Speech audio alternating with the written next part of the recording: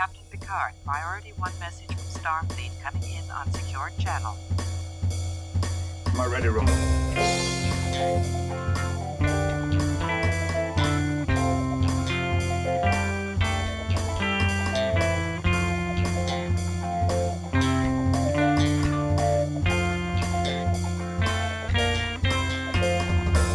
Hello, and welcome to the Readier Room, the only and longest-running Star Trek The Next Generation rewatch podcast.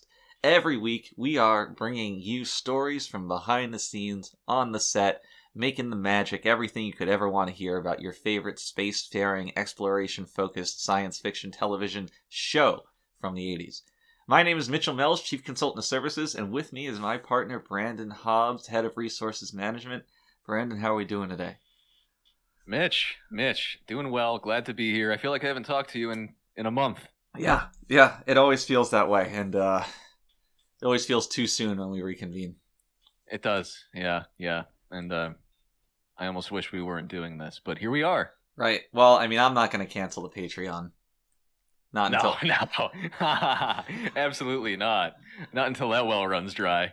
I got a few, I would say, investments I need to pay off first. And then I can cut it a bit loose.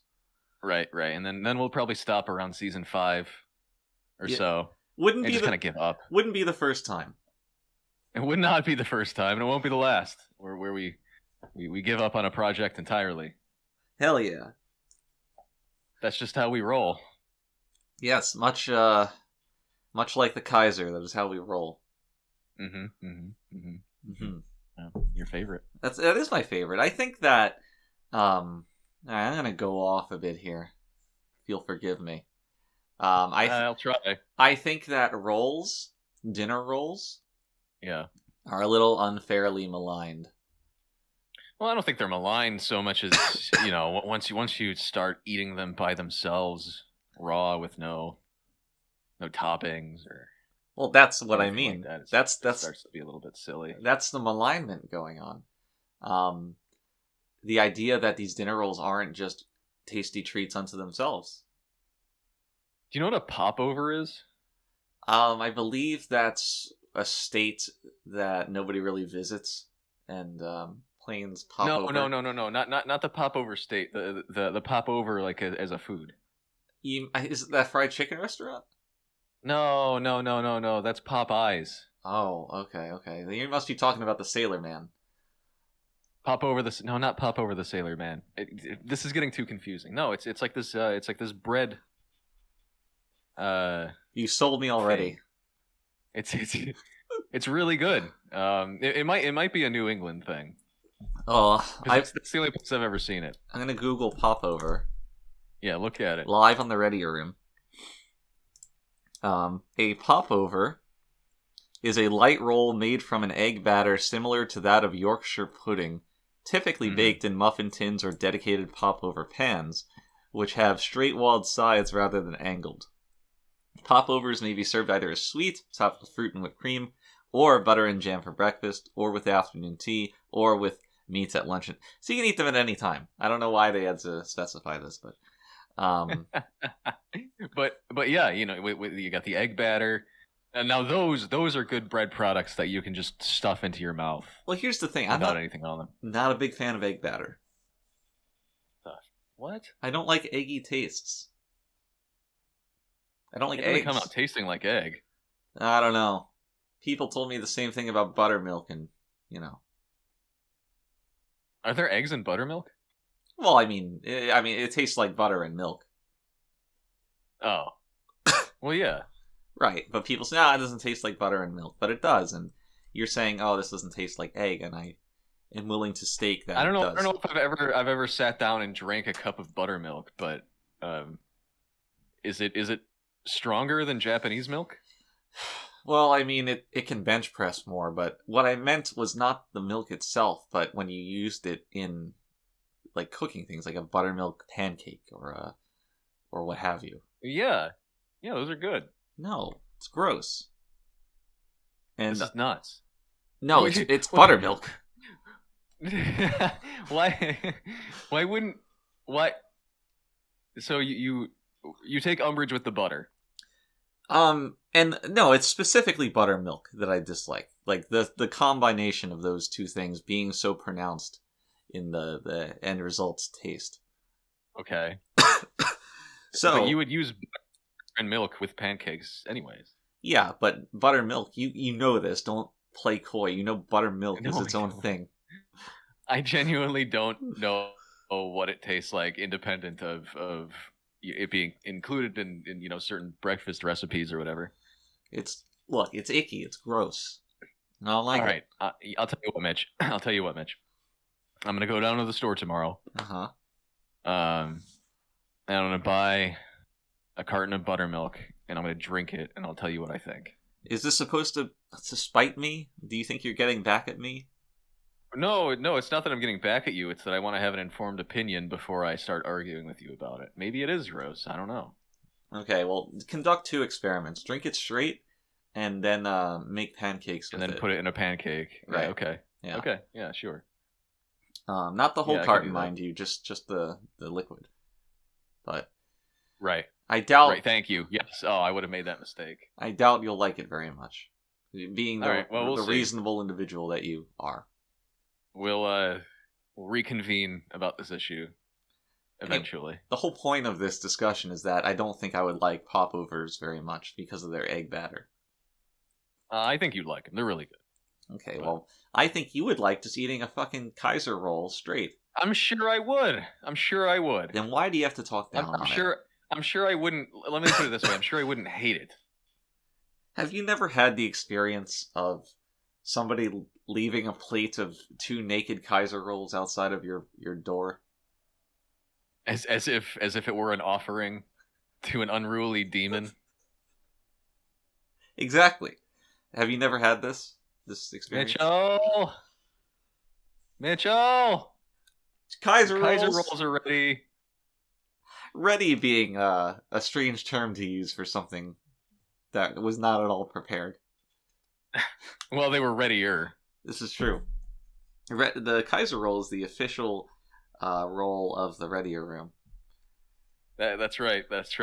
And who makes Kaiser rolls that we can get to be our sponsor? That would be the Kaiser Baking Company. Oh, of Germany. Right.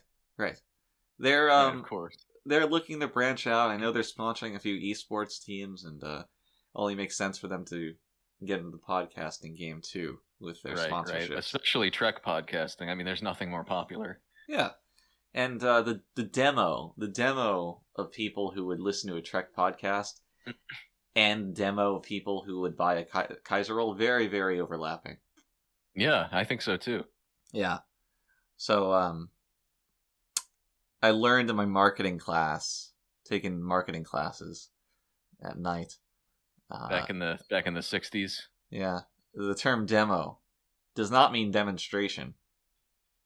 It means demographic. Right. Right. Well, unless you're of a certain culture. Yeah, but not like it's not unlike rather the graphics on our Readier Room shirts. It's a demo. What? It's a demographic. A demographic. Right. And our shirts, Readier Room, have graphics. Yes, Sure. our Readier tees have graphics on them. Am I going too fast? Yeah, you lost me for a minute, Mitch, but I think I've caught up. Good. Don't let it happen again. All right, let's get to our question of the week. All right. I'm talking your ear off too much, I know. This guy's all business. Yeah. He just wants to talk about Trek. I just can't get enough of Trek. Well, this week's question of the week comes from Gina in Nevada, who asks, where can I find Picard pics? And that's a great question, Gina. I'd recommend google.com/images and go there, type in Picard. But you got to be careful. Make sure you spell that correctly. Mm-hmm. And you'll find a wealth of Picard pics. Yes. No, that's right. I mean, I've done it before myself, and I can attest to that. Yeah. There's a lot of things on the internet these days. Yeah, a lot. It's almost unreal. not only can you find Picard pics, you can find Data pics. You can find Worf pics. Worf pics are my favorite. Mm-hmm. Oh, I love the Worf pics. I'm doing this live for the benefit of Gina. I'm on Google Images. I'm going to type in Picard pics. Or just Picard will probably suffice. And, oh my god, there's got to be 10, 11, like 15 of these here. You remember how much effort we had to put in back in the day to get Picard pics? Oh god. I remember being in a FedEx, what is it, a Kinko's? Yeah, Kinko's, yeah. Yeah, just with a magazine and photocopying Picard pics, and they just never came out right. Especially when, if the image was so close to the spine of the magazine, it would be warped. Yeah, it would be super distorted. Yeah. But even then, you could still kind of get a few bucks for them. Yeah.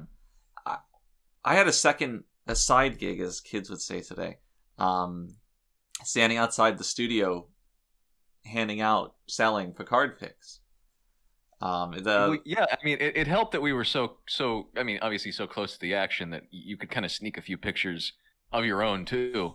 So you get a couple originals in there, and you all of a sudden you have something that kind of sets you apart from the rest of the guys who were just selling pics from the magazines. And TV quality being what it was, you could just go take a picture of most bald guys, and they'd believe that it was Patrick. Yeah. Especially if you dress them up. Yeah, or just took when you were developing the negative, you kind of made his clothing a little red, his shirt. Would have been good. And I guess that's kind of the dark side of what Picard pics used to be, is that you never knew if you had an authentic Picard pic. Right. And the lack of ability to authenticate the Picard pics was a very, very big issue back in the day. Now, luckily, to fix that, I've heard they developed some new technology, which we're very lucky to have. And it's times are changing, Did you know, Mitch, that pretty recently, actually, I think within the past couple of years, there was a Picard pic that sold for $1.2 million? I did not know that, but I'm not surprised. At auction, yeah. The rarest Picard pic. What was it? I'm not even sure I don't know who took it. Do you know what the content was? It was him. It's him with his jumpsuit sort of halfway off his upper torso. That is rare. Yeah. Which you never get to see. So from most people. Right, you had to have been there and, somebody snapping a picture at the time. Mm-hmm. So I can see why it's so rare, and I can see why the interest would be so high as to spend. What did you say it was? 1.2 million? 1.2 million, yeah. Jesus. Mm-hmm. Mm-hmm. And I guess the lesson here is that we're truly blessed that we have the internet, so that we have access to these things at our fingertips now. We don't need to spend that kind of money. I guess, a collector would, but if you're not a collector, have at it. Google search Picard pics all day. I just take solace in the fact that Patrick saw none of that money. Yeah, well, I think he got enough. Yeah, he certainly got enough something. Karma's coming for him. It's not the only thing coming for him. So, thanks, Gina. I hope this little tutorial on how to find Picard pics was helpful to you, and perhaps helpful to some other listeners. I know that our listening base is not the most internet savvy, and that's okay. I'm not either. So, we're here to support you guys in navigating this new scary world of ours. But that's right. If you're like Gina and you have a question of the week that you want us to answer in our question of the week segment, then feel free to email it to us at thereadierroom@gmail.com or at Twitter at thereadierroom in a DM. Or leave a comment on the YouTube video at the Readier Room. And when you send your comment at us, we will use that question at our question of the week segment. And it'll be a good time for all of us. Okay, so moving on to the main course today. Enough hors d'oeuvres. It's now time for the main course of the penultimate episode of season 2 of TNG. It's almost over. I'm beside myself with joy and excitement. Yeah. So we have peak performance. An interesting episode. I just want to say, as a bit of a preamble, this is a very special episode for us. This is the first time Trek had ever cast a eunuch. Yeah, a milestone. It was a big deal. We got quite a bit of mail about that. Positive mail for once. Well, I mean, it was hard. It's kind of hard to call him a male, but you know. Not that kind of mail, Mitch. Oh, jeez. Oh, this is embarrassing.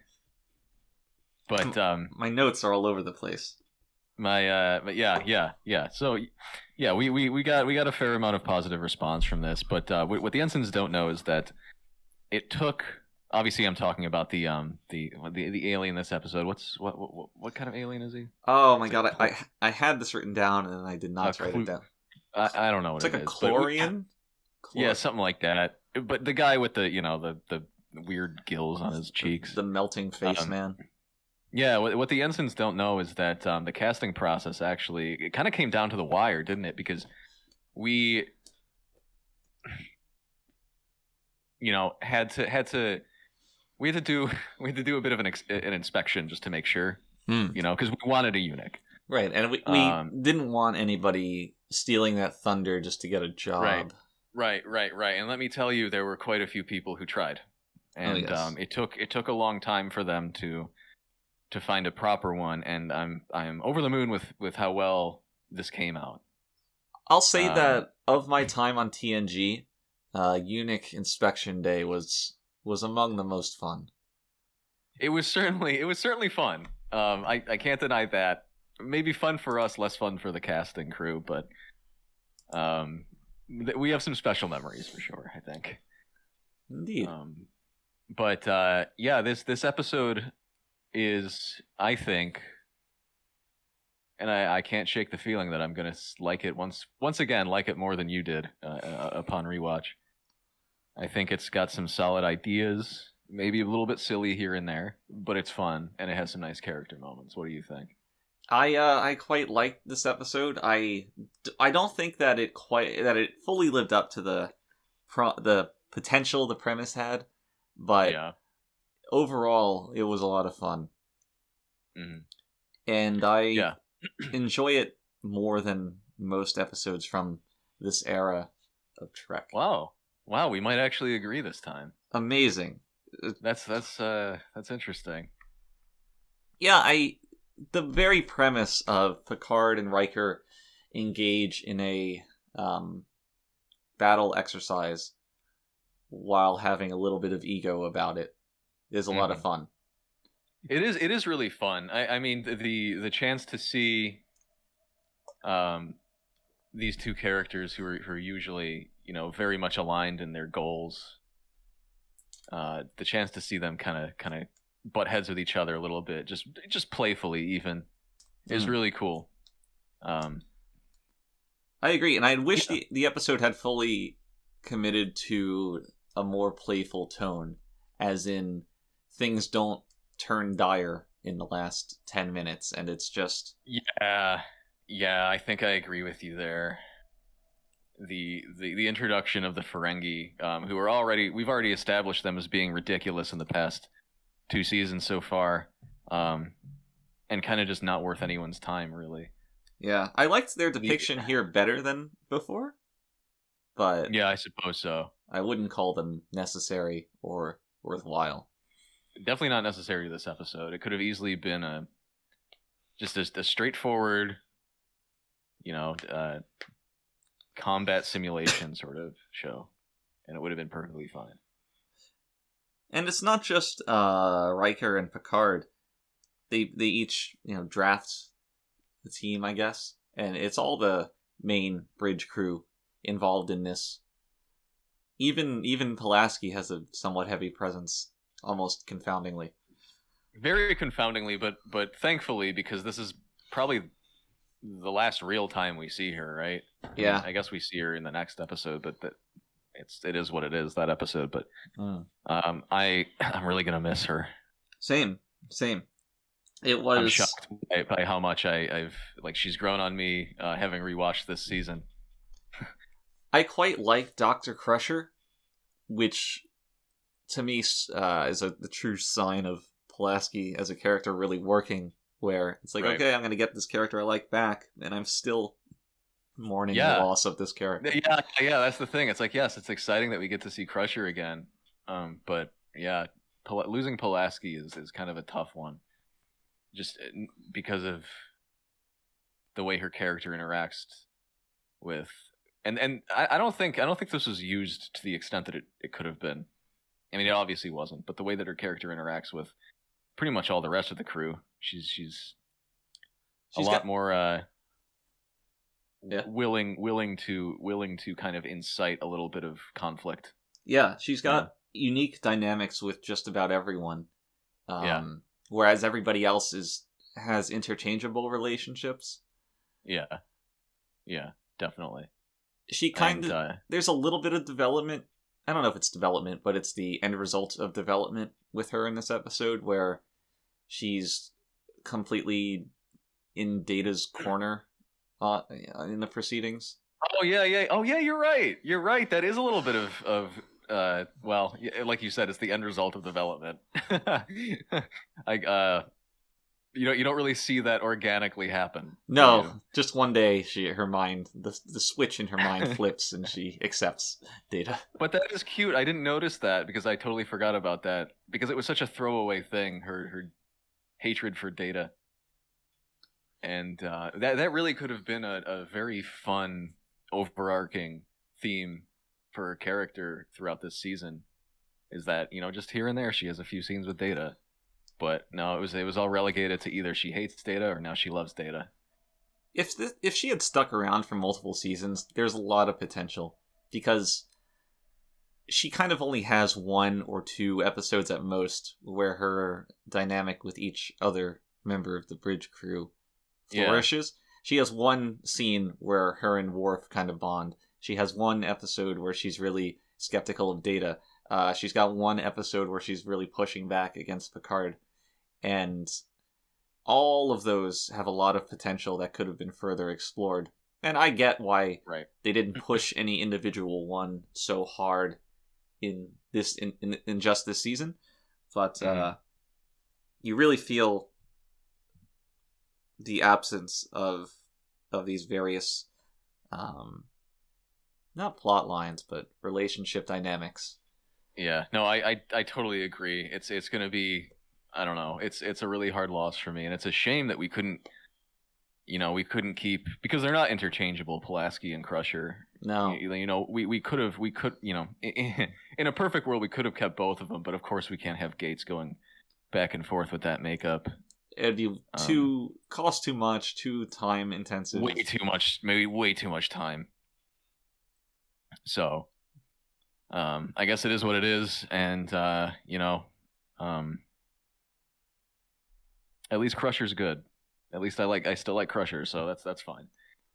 But, yeah, so it's not a terrible loss, given what replaces it, but yeah, it's not wholly positive either.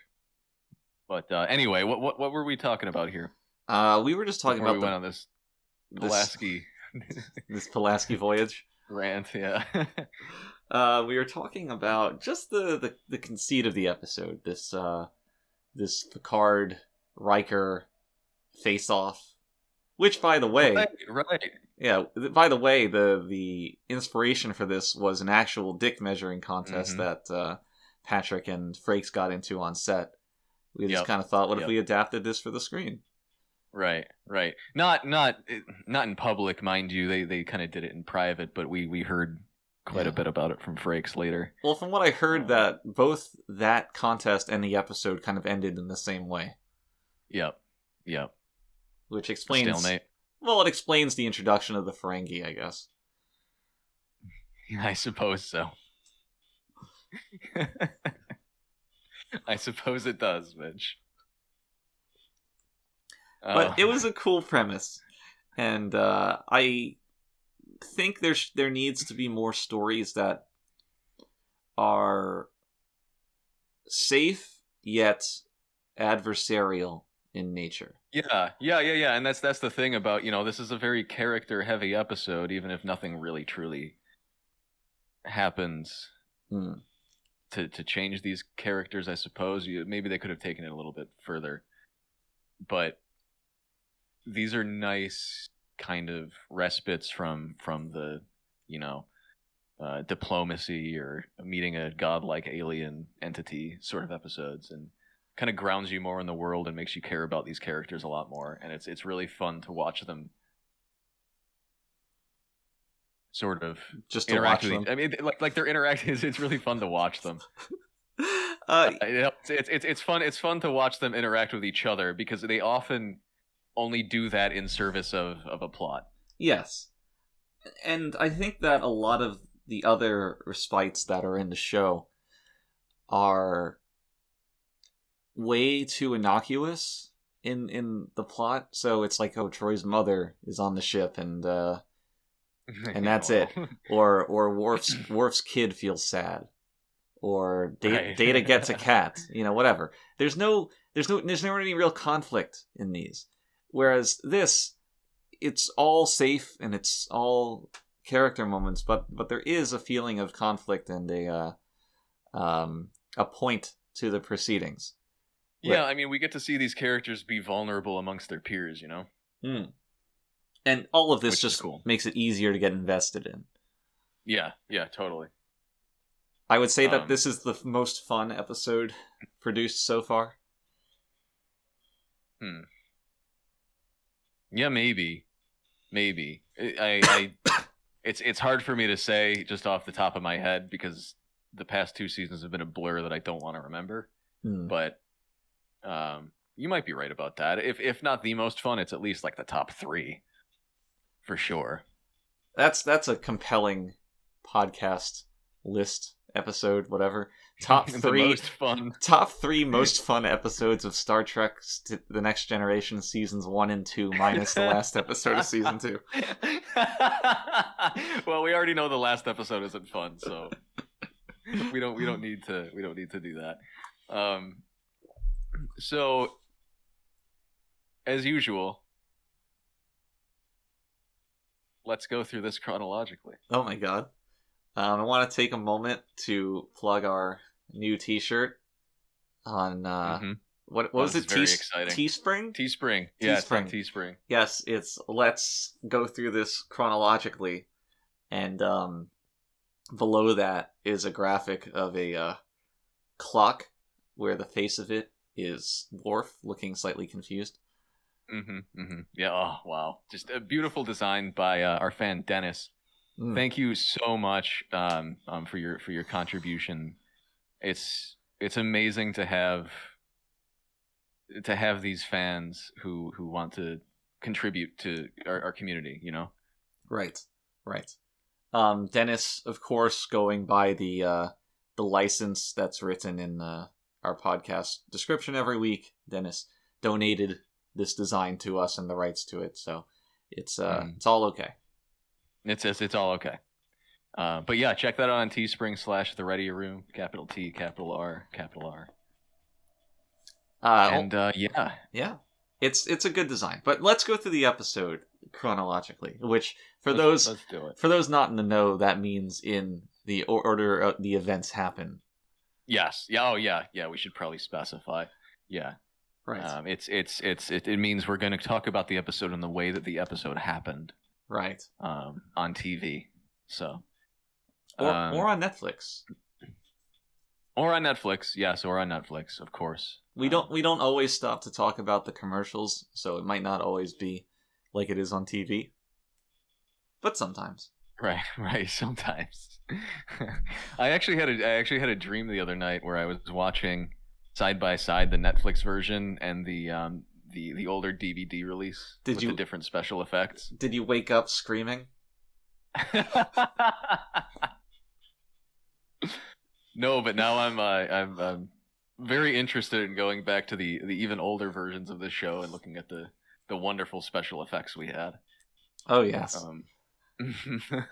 So yeah, we have you know what? Let's figure out what this alien's name is. I'm just gonna go to Kaler?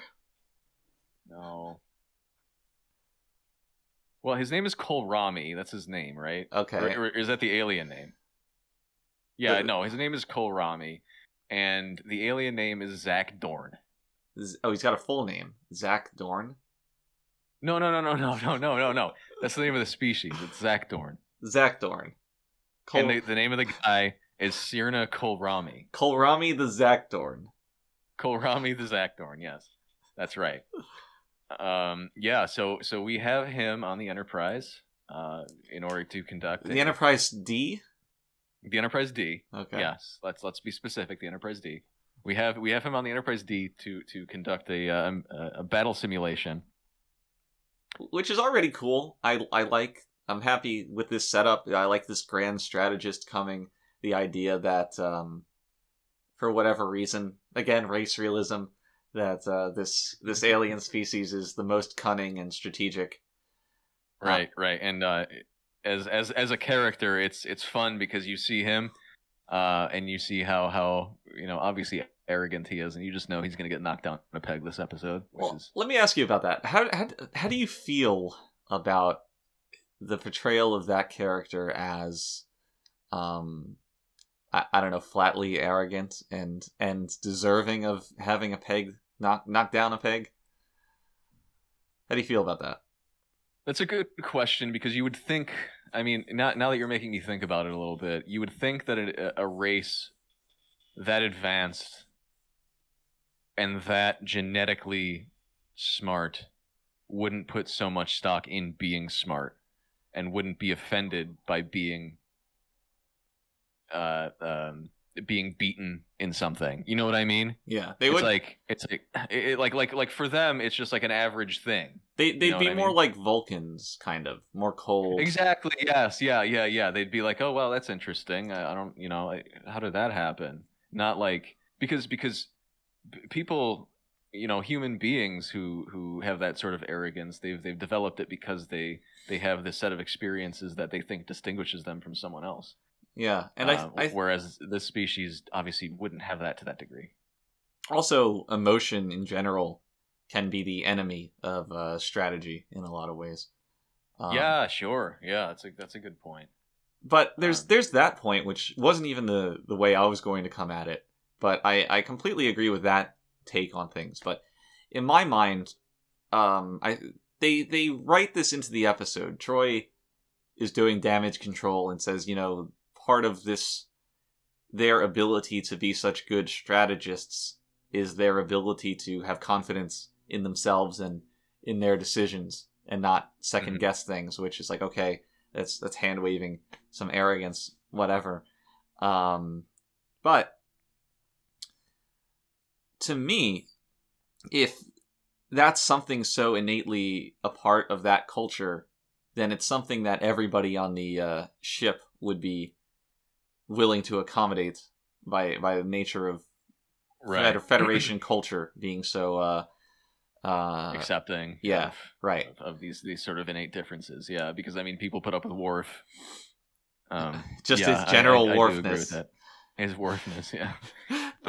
In addition to that, though, I take like this is a guy who completely deserves to be arrogant in a way, because he is as smart as he claims to be. He's as qualified as he claims to be. And, to me, there's a bit of dissonance here where if I'm supposed to root against this guy, he shouldn't be portrayed as competent in what he does. Yeah, I suppose you're right about that. But to be fair, at the end of the day, he is never really beaten. Yeah, that's true. He's just stalled it out. He's made a mockery of by his own admission. Yeah, I suppose. Yeah, so maybe it's I could envision a culture where it's win-lose and drawing is shameful or something like that. You know what I mean? Especially when you're talking about a species that's so well regarded for its strategic ability. Right, you couldn't win the battle. Maybe you didn't lose it, but you couldn't win it. You couldn't win it, yeah. So and maybe even losing is better than drawing. Like drawing is just cowardly. that kind of thing. I could get that, but I do think we're striking upon something here that's showing a little bit of a crack in this character, but ultimately we kind of have to leave it alone because it's there for the drama of the episode, and I think it works well. No, I agree. In service of the episode, it works perfectly fine. I just think that on a few levels, it was lacking a certain nuance that it perhaps could have had. This guy wasn't a main actor in the conflict of the episode. So if he goes a little underdeveloped, it's whatever. Yeah. No, but that is a good point. There's definitely something there to be probably further examined. If you care about spending hours of your time on a TV show for degenerates, on an episode of a TV show. Spend hours of your time on Zach Dorn. What is the name? Konami? Konami? I already forgot. Konami? Zach We're going to call Dorn? him Konami from now on. Konami. I'm into it. But, yeah. He's Konami from now on. His general presence was fine, and he works well as a presence in an episode that's not very heavy, not very serious or dire. It's like, oh, what's our big problem? Sure. It's like, oh, this guy's kind of arrogant. That's the thing. Right. That's the thing. In this episode, you kind of need a little bit of like someone to kind of just want to see just get like knocked down just a little bit. Yeah, that's all. So Riker has to put together a team. Yeah, in the grandest sense of the word. We weren't initially sure who was going to be on Riker's team. In some ways, like we kind of wrote that part at to be improv'd. I remember looking at the script and all I saw for that section of a few scenes was, I have this written down, hold on. Quote, Riker rounds up blacks. And I guess that bore out. I mean, Crusher was also in that selection. But, the first two he goes to are, the resident. I mean, I don't want to say it, but.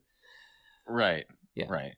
Well, yeah, I mean, that is what we kind of envisioned for the episode, was that he'd kind of take the minority population of the Enterprise over, and, it's kind of a matter of kind of showing, they can put up a fight, right? I mean, he also brought a woman along, and as we know from the Star Trek Bible, the Enterprise D only had, 27.3% women crew? So, another minority. Right. Yeah, she was a cutie, though, wasn't she? She was. Her presence and the presence of another ensign on the Enterprise, slightly inexplicable to me. I don't know why these two ensigns had as many speaking roles as they did. Or lines, I should say. It's one speaking role. You gotta make it. It's to make it a little more grand, You can't just have the typical bridge crew, which we complain about often enough. So I guess fine, that makes sense. Right. I think we complain about that all the time. Is that it's always the bridge crew doing everything for some reason. It does make the non-bridge crew very.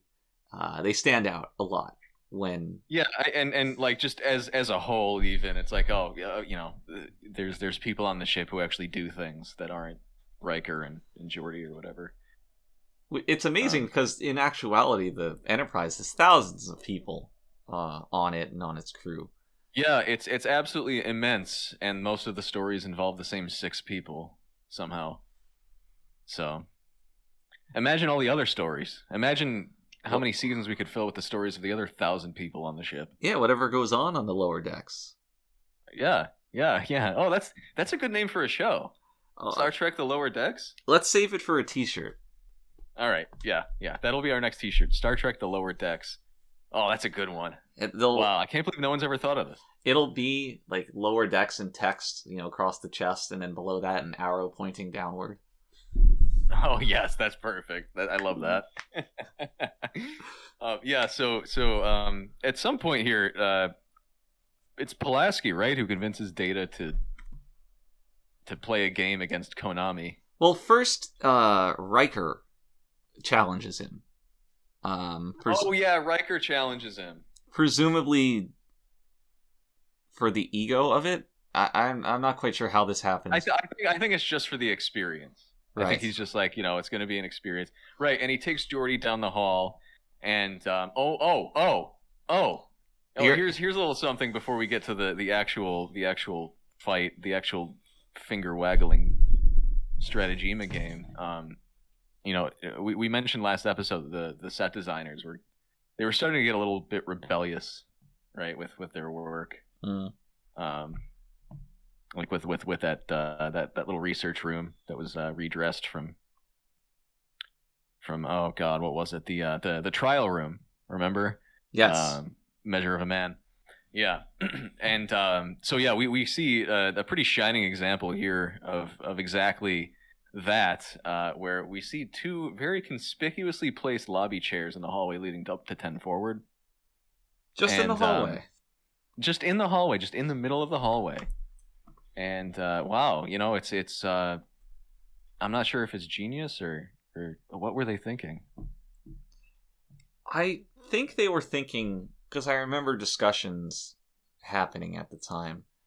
The quote, "The Enterprise needs to be more homey." Mm-hmm. And I wasn't sure if they wanted it to be more like a home or if they had the word homely wrong. Right. But the set design team, they just took it to, make things more accommodating. I think this wasn't an effort to, because we knew that the male demographic, what was it, 28 to 35, were really into the show. Mm-hmm. But their counterparts, their wives and girlfriends, never really watched. So we thought that if we can make the Enterprise more homey, more accommodating, it might get in that 28 to 35 female demographic. Yeah. Oh, you're right. Yeah, that is, yes. Wow, I totally forgot about that. Yeah, we were starting to try to target that demographic with that, and yeah, of course, you wanted someone who had some kind of interior design sense, right? That is obviously what attracts that demographic. And I remember we had some promo shots at the time of Troy and Pulaski on the redressed Enterprise set, just kind of sharing a tea or whatever. Right. Oh yeah, and I guess I don't know that might explain a few other things in this episode, but I guess we'll cross that bridge when we get to it. Well, I mean, the whole conceit of the game that's played, Stratagema, involving like a bunch of finger wagging with these apparatuses attached to the thing, that was also targeting the same demographic. Yeah, I mean, understandable. How about Stratagema? It sounds like a Milton Bradley game, doesn't it? It does. Sounds like he played alongside Mousetrap. I'm under the assumption, because I never verified this, but I'm under the assumption that the script initially said Stratego with the thought that we would just change it later on. And yeah. At the 11th hour, this was the best we could do. Yeah. And the funny thing is, though, what people don't know is that Stratagema, we actually developed a proper game for it. Yeah, I mean, it's played basically just like it is in the show. Yeah, yeah. I mean, and this might actually be one of our crowning achievements, as a team across the entire 7 seasons. Yeah, is creating this game of Stratagema. Unreal. The points that they display on the screen in the show itself, the games really go that long. It's really as intense as it looks. And it was fun enough that we would run tournaments, and I kind of supported it just to get us away from poker for once. For a minute. Yes. But do you remember the one big tournament that we had right before shooting wrapped? It was it was the one that everybody was in. Cast, crew. Right. And of course Brent. Yeah. Brent kind of took it. I made a pretty deep run in that tournament. I was new to me, it was new to everyone, Stratagema, but of course Brent, who had to do a lot of practicing for the episode, just ended up taking it. I mean, the guy who played the Zachdorian strategist, he had the good sense, the sportsmanship, because he had to practice for the episode too, but he didn't. Yeah. He didn't want to. It was unfair, he thought. So and I applaud that. I wish everybody had the same sense.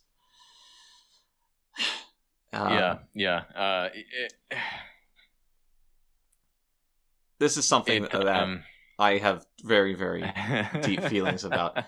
It was a little bit unfair. I didn't make it very far at all. Well, I don't think I was as invested as you were. I was all the way up to the round of 16 before I ran into Brent on his meteoric rise, as he called it. Even worse as we were, as usual, playing for money, and yes, that pool was very big. And, one of the highest paid people in the room ended up taking it, so that was great. Right. Yeah. Fucking awesome. I don't think most of the staff was very happy about that. No. I still, he should have been disqualified from that tournament just by virtue of the fact that he played the game so much. Should have had the good sense to not enter. Like, mm-hmm. Is it really that important? He was earning how? Whatever. Anyway, I still talk to some of the guys, and we'll rehash this on occasion, and nobody was happy about this. No. I remember it was kind of a somber ending to the tournament. Right. But what are you gonna do? I guess it's. And then what's done is done. He had that bottle of champagne, started spraying it like. Oh no! Yes, that's right. Oh God. And everybody in the room was just holding their tongues. Yep. Well, what are you gonna do? I mean, it's a rare occasion that Brent acts up, but when he does, it's a bit of a shit show. Incredibly. Anyway, that raises, though, an interesting question to consider. They are also betting on the Stratagema games in the show. Yes, they are. Worf tells Data he needs to make it to the 6th stage. Right. The 6th plateau. He'll be very unhappy. The 6th plateau. Now, I can accept how, when they play poker, you could just have meaningless chips and use them as a resource just for fun. But I do not get how this post-scarcity society is having actual wagers. Somehow I did not think of this. And I'm usually the one to bring this up, I think. You are. But, that's an incredibly good point. What was Worf betting? His Klingon sword? Who would take that bet? Who needs a Klingon sword? Who does? I mean, I would take a Klingon sword in an instant. But yeah, that's a really good point, and one that we're not ever going to come to an answer on. No, but this is appropriately confounding. Yeah. No, it is. There's a part of this episode which I believe happened earlier that I just want to pay lip service to. Everybody quotes the end of this episode as being inspirational, I don't know, meaningful, when Picard is talking to Data and he says you can make no mistakes in life and still lose, and that's just how it is. I hear people quote that a lot. Another quote that I liked in this episode that I might actually like more, which was not extremely profound, but a little headier than I was expecting at the time, is at the very beginning when Riker's talking to the Zach Dorian, and I don't know if they're talking about the game of Stratagema or the Picard-Riker thing, but Riker says, kind of off the cuff, offhand, what's the Zach Dorian word for mismatch? And the guy responds to him, challenge. Which, I don't know, I thought it was a nice little bit of writing. You like that? I did like that. I don't know. I think it's okay. You think it's a little hokey? It didn't. Maybe, I don't know. It didn't jump out at me in any way or the other. But maybe you're right. It was, sure. It's fine. At the very least, whether or not it's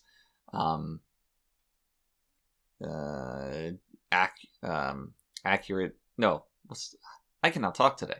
Forgetting my word. Well, whether or not you can apply it to life, it is a good look into that, as of now, brand new culture, and how they I suppose you're right about that. I mean, there's a nugget in there.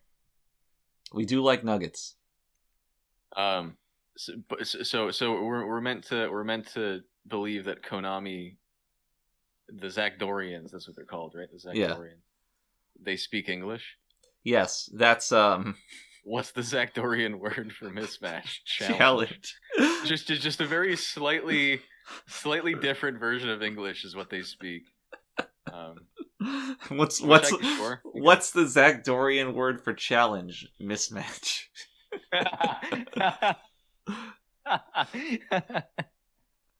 Yeah, precisely. Yeah, so Riker puts together his team, huh? And they rounds go up to the blacks.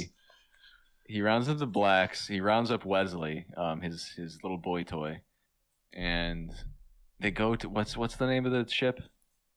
It's got an H. It's not the Stargazer, is it? That was No, the other one, right? no. I think that's Picard's old ship. That was also a the Ferengi Stargazer. episode. I should have known because I've read the alternate universe comics where Picard is still on the Stargazer. A grand use of your time. What the hell was it called? Peak performance. Hold on, we go. TNG script.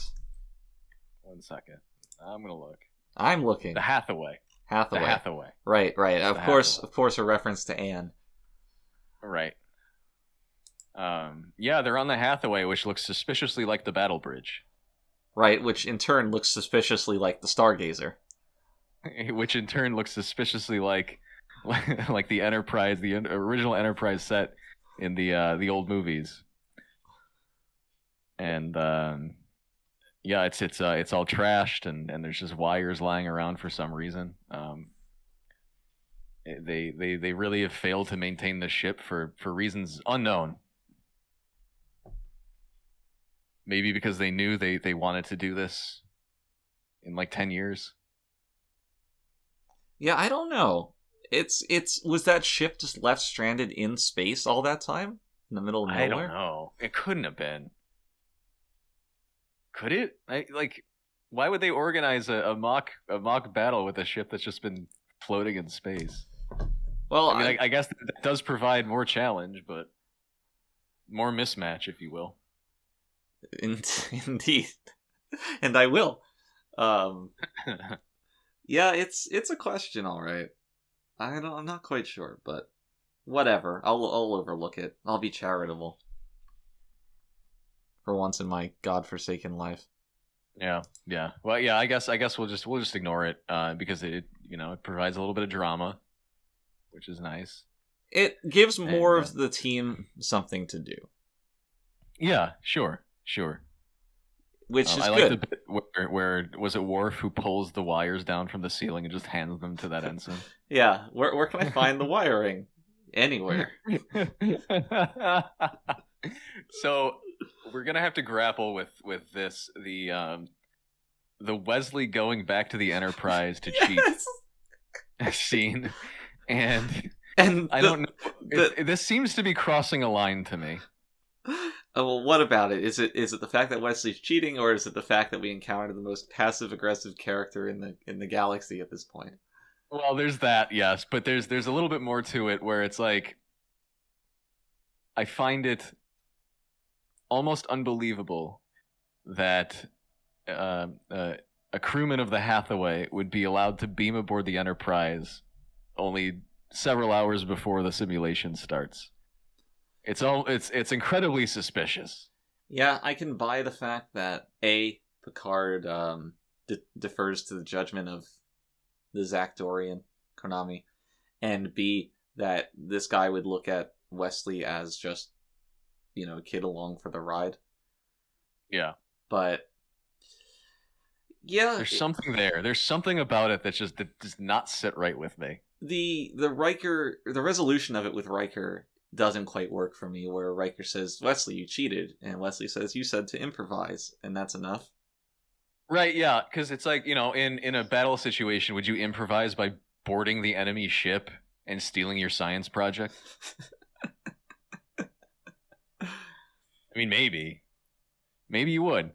Who knows? But that ends up being it, right? Because of that ship is able to activate warp, which ends up being a key factor later on. Right. Right, it can warp for like 1 second or something. Just enough. And while we're on the topic, this was actually one of our most expensive episodes, right? Because of that dilithium crystal. Oh that god. Yeah. We had to source, yeah, because we already had one for the Enterprise D proper, right? And there was no other functioning ship that we had on the show at the time, right? Because we had the Stargazer, and that was kind of stranded, right? Mm. And we had the Yamato, and that was just kind of like a fake. I mean, it was obviously the Enterprise just kind of sort of refit. So this was our first ship that we needed to actually source a proper dilithium crystal for, and I blame the writers because they really could have done anything here, but you have those Geordi scenes, and you're in the engine room, and there's clearly no dilithium crystal, and the fans are gonna get upset. So the thing is, we had to source dilithium from Africa, and ever since this was in the 80s. Mm-hmm. Ever since that Blood Dilithium documentary came out, it was impossible. Yeah, and it was pushing kind of the moral side of it, and also our budget. But ultimately, I guess the higher ups decided it was worth it to some degree. And the good news is that we ended up with a couple dilithium crystals in the end, so we were able to kind of be a little bit more flexible in the future, which was pretty cool. Yeah. Now, this all could have been sidestepped if, I guess it was Gene hadn't written that into the lore, the importance of the dilithium crystals. Right. We could have powered it with something else, anything else, really. But, it is what it is. I remember... I remember Rob being a little bit worried about having Will handle the dilithium crystal for so long this episode. Oh god. On the other side of the camera, he was just there, just arms crossed, tense as hell. Yeah, just those few minutes were very, very tense. But it eventually worked out, which is good, thankfully. And it really added a lot to the episode. It did. It did add a lot. I liked the part where the dilithium crystal was able to be transported onto the Hathaway with no one noticing. Yep. And then Geordi turns around and does a sort of surprised face and questions nothing. It was a very Disney-like moment. Well, yeah. If there's any gripe I have with this episode, it's that whole sequence. Let's talk about the other half of this equation. Ensign Burke. Oh, you love Burke. You're chomping at the bit to talk about Burke. This vexed me completely upon watching it. It was so strange. Why? It was weird. Why would he be this hostile at all? But also, why would he take that out on Wesley, somebody who basically outranks him in a lot of ways?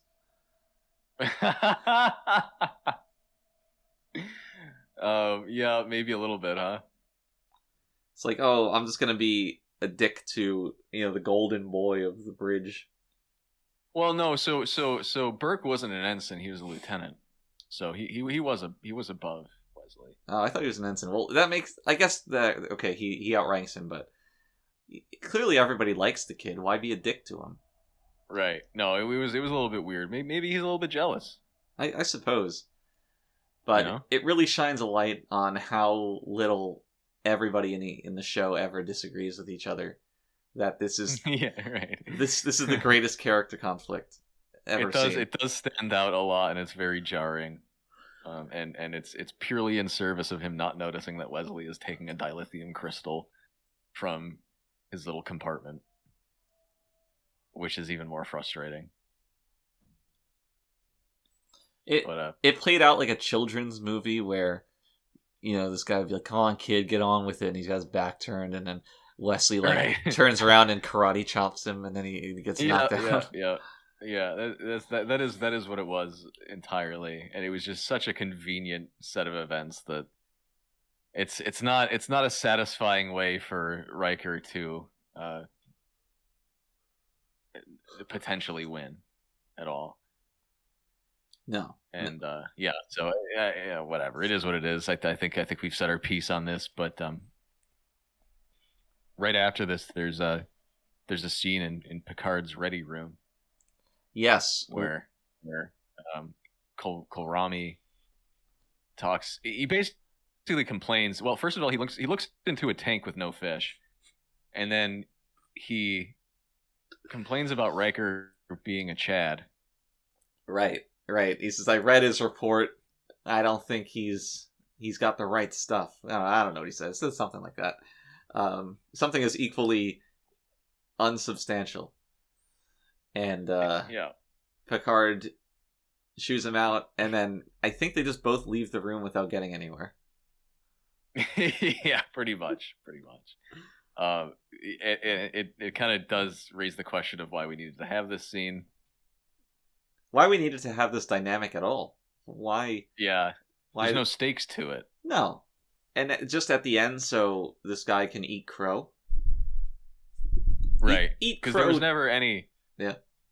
There was never any chance of Riker losing his job because this guy doesn't like him. No. It's just silly. And this guy is already getting shown up by Data later on, so that happens basically twice in the span of 5 minutes, where a member of the Enterprise proves that this arrogant know-it-all isn't everything he cracks himself up to be. Right. So whatever. I don't know. The scene was unnecessary. That dynamic was unnecessary. It was unnecessary. I don't know. In the moment, I kind of liked it, but when I look back, I'm like, it was not necessary At all. But right after this, Data plays the Strategema game. Right. And loses. He loses, and he has a bit of a crisis about it. Yeah, Data himself was very keyed into how overpowered he is in the context of Star Trek, where if he could ever not successfully do something, there's clearly a large error.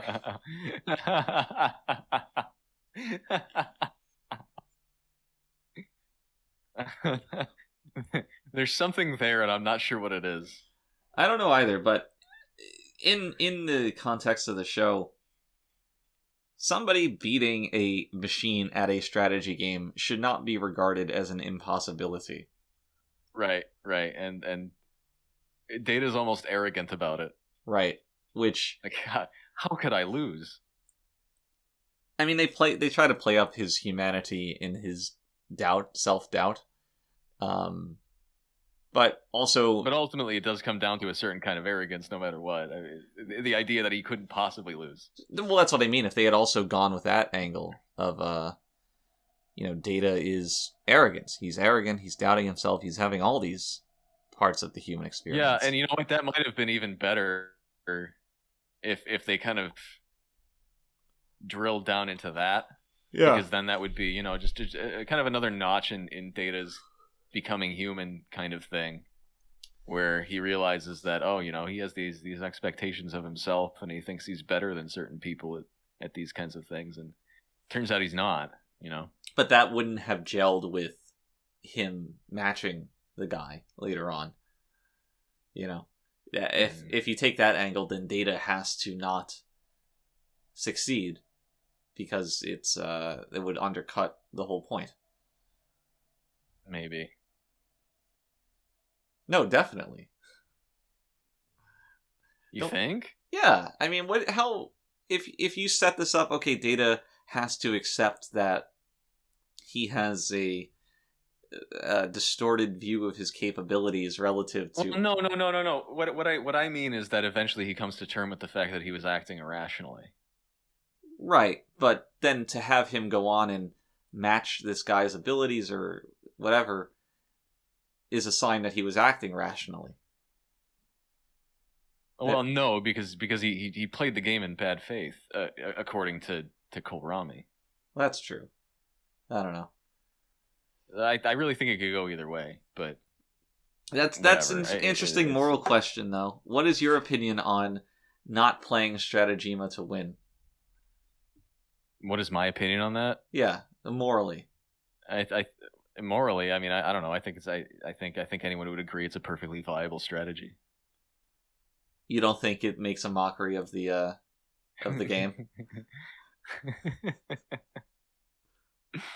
Well, no. You see, I'm not a.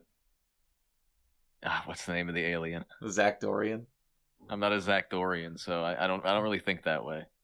Do you just are you one of those guys who's like, I play Strategema for fun, and just goes around team killing or whatever? Yeah. I just shit all over the game, and I say, I paid $60 for this. I can play how I want. I hate those guys. Those guys suck.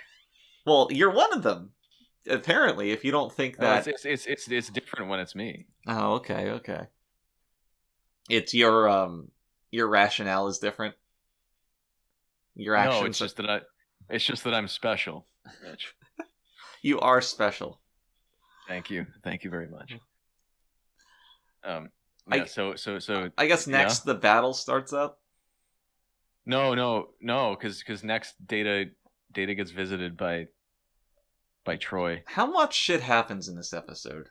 And that's the thing. There is a significant portion of the episode that is devoted to this Strategema plotline, and I don't think you notice it while you're watching it, but yeah, it takes up quite a bit of time. That might be the A plot. And Troy comes into Data's room because Marina needed something to do, and she's looking kind of hot this episode. I gotta say, she's coming into her own as Troy, leaving behind the awkward, sexless Troy of the past. Yes, of yesteryear. And that was the only note I had. That Troy is kind of hot this episode. So I had nothing else to say about that scene. Is that she was kind of hot. Troy, and to a lesser extent Pulaski, have a lot of interaction points with Data, where they help him along in his journey of actualization. They try to, and it almost seems like there's really no point to it, except to kind of build up the eventual Picard Data scene. Yes. Pulaski's the driving force behind the Strategema game even happening. She, for some reason, is really into the idea of Data defeating this guy. Well, like you said, it's the end of an arc we never saw for some reason. Yes. Yes, it is. So, you're right. There is more things before the battle starts. There's that strategy scene between Troy and Data. Yeah. And that's the thing. The ensigns might be wondering why Data is discussing military strategy with Troy, of all people.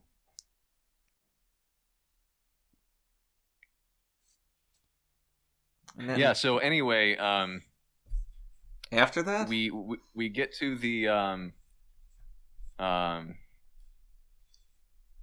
I guess we do get to the battle scene now.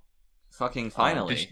Did you notice there was kind of, I don't even know how to put this, and I'm not even sure how to articulate it, but on the Enterprise bridge there was some kind of weird lighting. Did you notice that? I did not notice this. Okay, maybe I'm crazy. What do you think? Was it uneven? Was it differently colored? I don't remember. All I have in my notes is weird lighting this episode. Parentheses bridge scene. I love the idea of taking notes that are useless. That's how most of my notes are. I have to struggle to remember what I was even referring to. No, there was something about the lighting in maybe just one scene when Picard was communicating with Riker, I think, on the Hathaway, and there was just something about the lighting that was a little dark or something. On the Enterprise bridge? On the Enterprise, yeah. Okay. I don't remember. Because you expect the Hathaway to be dark, but yeah, I don't know. Yeah. Yeah, so they start this up. Worf somehow manages to magically construct a Klingon ship? No, a Romulan ship. A Romulan ship. Which... Why don't they do this all the time? Which is completely... The sensors, whatever detection methods they have, it does not help them at all in immediately identifying this as a hoax. Yeah.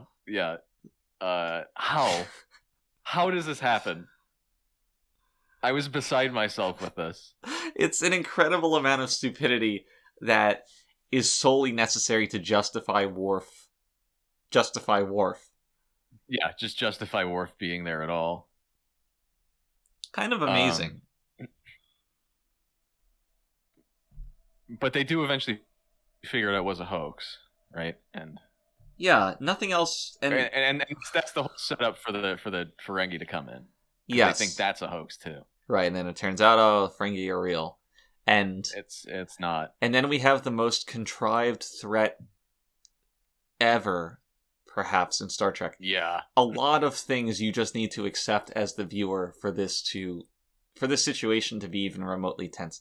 You have to accept the fact that not only did they switch their weapon systems to these benign ones, but that... And then they can't switch them back. Right, that it's all. Just impossible.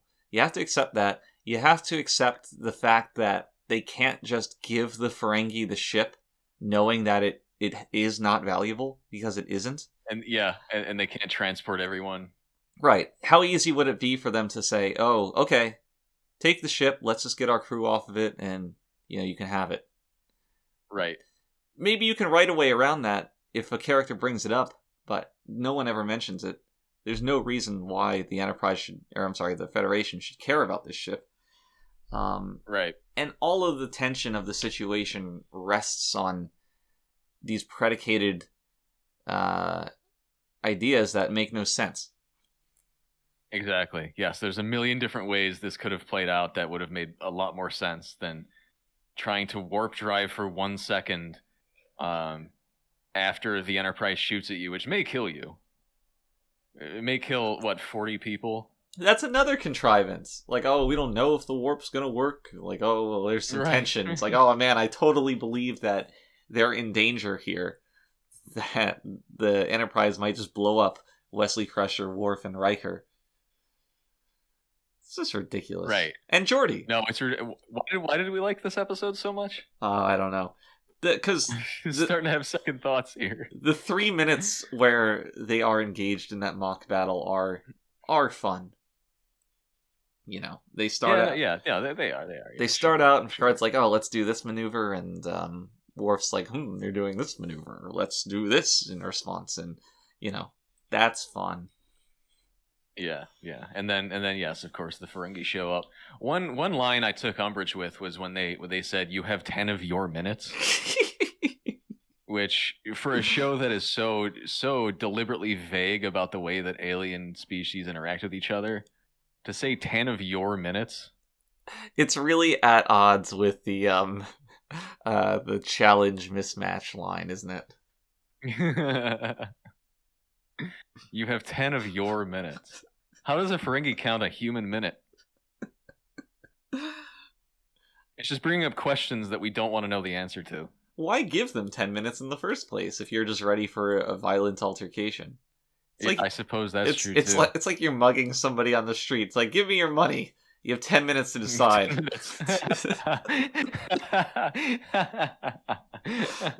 Right. They have no diplomatic consequence to just blowing up the Enterprise. Right. Oh my god. The fact that the Ferengi are able to sense that their weapon systems are offline, and that's silly too. Just doesn't destroy the ship to begin with. It makes zero sense. The Enterprise, that is, not the Hathaway. Right. So wait, how do they... Worf, once again for the third time, creates an image of an Federation starship, right? He does it such that they're able to sense it, and right. This isn't really explained whether it's Worf's his magic or Worf's Klingon magic, or the fact that the ship they warp drove some distance away, and in fact the Ferengi are picking up that vessel that was the Hathaway. I'm not quite sure. It doesn't really make sense. Nothing about this conclusion makes sense, and the Ferengi just like children, they turn tail and run at the first sign of anything. Which, cool, they're a cowardly race, I guess that's been established, but it's just kind of It's weird. Just, it makes you guess like what was the point of this? Yes. Really, if they were just gonna just fold at the earliest opportunity. This is the first time though that a Ferengi vessel has been shown, like the inside of it has been shown, I believe. In the past, oh yeah, you're right. It was always just like whoever's face, on white. You are absolutely. That's a really interesting observation. You are correct. Yes, that is the first time it's ever been shown. Very cool. Although it wasn't a very cool set at all. It was just like a table, but it wasn't. But it's a different structure of a bridge compared to the Federation's Enterprise, which cool. They have a different construction for their bridge. It's alien, fine. It's certainly better than nothing. That's for sure. Better than a white background. Right. But speaking of this scene, I have a little bit of a problem because we're introduced to a character who, in this exact moment, he's never shown up before, and he'll never show up again, and he's only referenced by name when the Ferengi retreat. Lieutenant Burke. Yes. Right. He says, Captain, our sensors show no Federation starship nearby, and then Riker kind of calms in and he says, of course not, Mr. Burke, that was Klingon Guile. And here's my question, who is Klingon Guile? Never clarified, and I don't think it's ever brought up again. No, it's not. So where was Klingon Guile? Was he on the Hathaway? Did he stow away? Well, was he the reason that Worf was able to use magic? You read the comics, you're the extended universe guy. Does Klingon Guile ever show up? I don't think I've ever seen him show up in the Apocrypha here. Not even the Mirror universe? Not even the Mirror universe. There's no Klingon Guile. I don't know who he is. And this is I'm not going to be able to sleep tonight because of this. It's very provocative. Yeah. Because Worf isn't Klingon Worf. Right. This is Klingon Guile. So he must have some kind of special role. I like to imagine that this was part of Worf's improvisation to win. Like, how do we defeat somebody with superior force? We call in someone else. And he had radioed, calmed Klingon Guile. Klingon Guile, yeah. He must have. I can't think of any other explanation, but if the ensigns have any idea, please do let us know, because this is really, really bothering me. But anyway, let's not belabor that point too much. So that's it. That's the end of the episode, isn't it? Well, no, they go back and Data matches. He matches Konami. Yes, in Stratagema. Yep. Which, in my notes, I wrote Strategma, which does not sound like the same thing. Yeah, in the moment it's a satisfying scene, I guess, and everyone cheers and looks at the camera, and the scene freezes and the credits roll. How did you feel about the extras performances? Like everybody crowding around the table just shouting non sequiturs like, "Yeah, Data, go!" Right, Strategema. Right. I didn't take too much umbrage with it. Because I didn't pay too much attention to it, but I can imagine if I did sit through that scene and I watched every one of them, I would surely find several performances that were just a little bit silly. You don't watch these with subtitles, do you? No, I do. Were the extras' lines not subtitled for you? I think they were, weren't they? Yeah, they were. So that's why for me I couldn't really not acknowledge them. No, but I don't glue my eyes to the subtitles. Do you watch the episode? No, not really. I kind of just turn it on and then fall asleep. That explains a lot. Yeah. Well, I can't blame you. Yeah. That's the end of the episode. I don't know. There's not much to say there. I think we've already beaten that plot line to death. Well, we got that Picard Data scene where Picard says it's possible to watch every episode of TNG and still lose. Mm-hmm. That's life. And still lose. Yeah. No.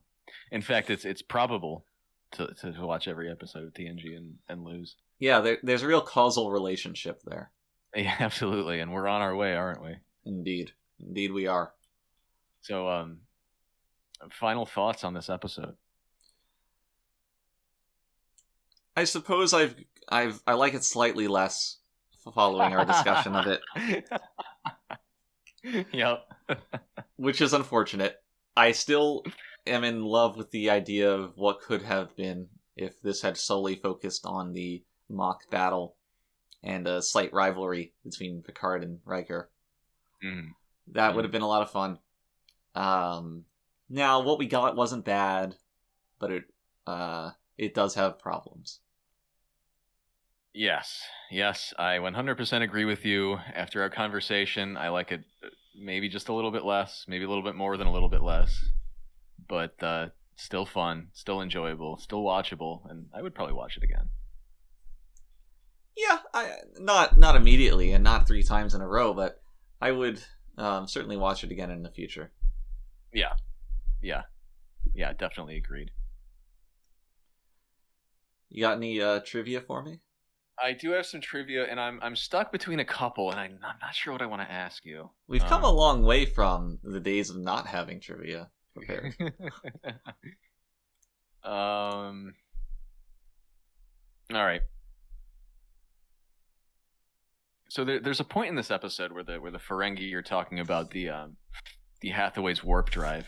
Okay. And they refer to it as something that's not warp drive, which is extremely unusual because I think it's the only time warp drive has been referred to as this. And did you pick up on what that was? No. I think Could you possibly guess what it was? Did they even use the word warp? They didn't use the word warp, but they used the word drive.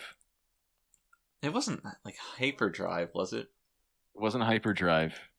Think even more generic sci-fi. Hyperdrive, warp drive. I don't know why I'm stuck on the word drive so much. It's probably not something drive. No, it is something drive. Okay. It's something drive, but it's not. Drive is so separate from the other word that it's not even really. Light drive? Close. Light speed drive. Light speed drive, yeah. This is the only time the phrase light speed drive has been said in TNG. And possibly all of Star Trek. Well, it's in conflict with the entire rest of the canon, really. Right. Yeah, and I found that very interesting. Also, a little bit of trivia that I'm not going to ask you a question about because it's not something that you're going to really pick up on. But we got more dirty pair references this episode. You're right. I did not pick up on this. Is Hathaway one of the titular dirty pair? No. But there's a on Data's computer. There's a thing that says K/Yuri submodule. These things and then, keep showing up. And then there's an acutogram that labels the simulation as Operation Lovely Angel. Now, which is a dirty pair reference, of course. What I want to know is if Dirty Pair or its author ever went. Is this an animation or a comic book? It's a manga and also an anime. Okay, well then its author or its writer. I wonder if they've ever referenced TNG. So I will tell you that the anime at least did reference the original Star Trek. Okay. So it's kind of reciprocal. I would say that the two series are unto themselves quite the dirty pair. Quite the dirty pair. They're definitely dirty, both of them. Have you ever told somebody to suck on your dirty pair? Like the fruit? Yeah. This is my dirty pair.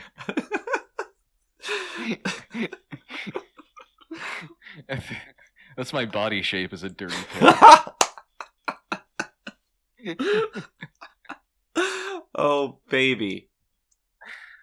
I like everything that's going on. But yeah, that's all I got for you. So Okay. Well, it was another bountiful round of trivia, as they all tend to be. Mm-hmm.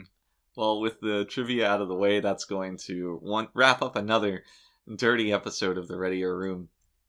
Before we go, I want to remind you guys that the Readier Room is sponsored by Denny's, home of the Grand Slam and the returning Moons over Miami. And picking up a new sponsor this week, we're studied by McDonald's, home of the Big Mac. And you'll never find a larger Mac anywhere else. So join us next time where we continue to be in our ever state of readierness, and we'll discuss the final episode of Star Trek The Next Generation's second season. Until then, everybody, I implore you to please stay readier. The troublesome little man-child.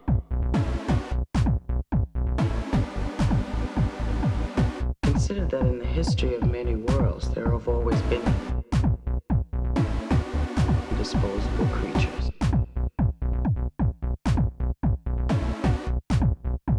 Do you consider yourself superior to us?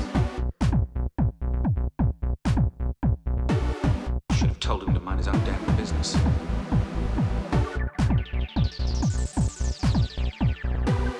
But I stroked the beard thusly. Do I not appear more intellectual? Computer! Freeze program. It's not a promising beginning.